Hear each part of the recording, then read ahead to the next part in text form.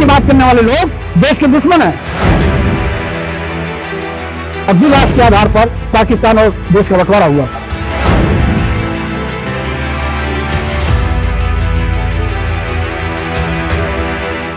स्वामी प्रसाद के बार बार बिगड़ रहे बोल या फिर है कोई झोल। सावरकर भी रहे, उन्होंने किया था तो भारत और पाकिस्तान बन गया। हिंदू होकर हिंदू शब्द से स्वामी प्रसाद को इतनी नफरत क्यों? हिंदू राष्ट्र की बात करने वाले लोग देश के दुश्मन हैं। बयान को लेकर सपा क्यों रहती है हमेशा चुप?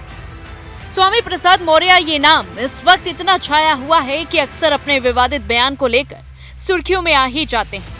आपने देखा ही होगा कि अक्सर वो हिंदू धर्म को लेकर विवादित बयान देते हुए नजर आते हैं। एक बार फिर से सपा नेता स्वामी प्रसाद मौर्य ने विवादित बयान दिया है।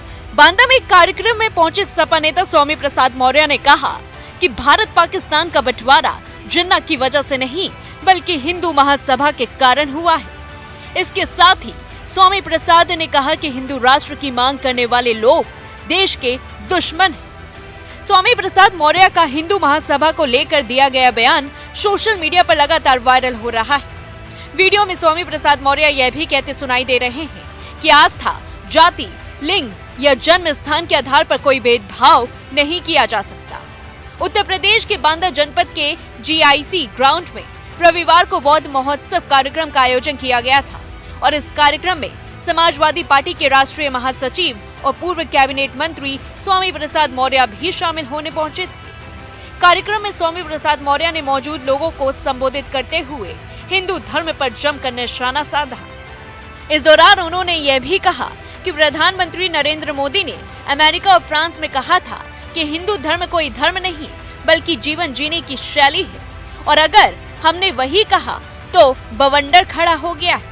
लोग मेरा सिर काटने पर इनाम की घोषणा तक कर रहे हैं। इस दौरान उन्होंने मौजूद लोगों से शपथ लेने को कहा कि जो लोग उनका सिर काटना चाहेंगे उनके सामने वे सीना तान कर खड़े रहेंगे। उन्होंने यह भी कहा कि याद कीजिए जब अखिलेश यादव ने मुख्यमंत्री आवास खाली किया था तो इस दौरान आवास को गौमूत्र और गंगा जल से धोया तक गया था। इन लोगों द्वारा लगातार शूद्रों का अपमान किया जा रहा है। आपको बता दें कि बांदा में स्वामी प्रसाद मौर्य ने भाजपा को घेरते हुए मुख्य अतिथि एवं सपा के राष्ट्र महासचिव स्वामी प्रसाद मौर्य ने कहा कि युवाओं को आस्था नहीं विज्ञान की ओर प्रेरित करने का काम करना चाहिए।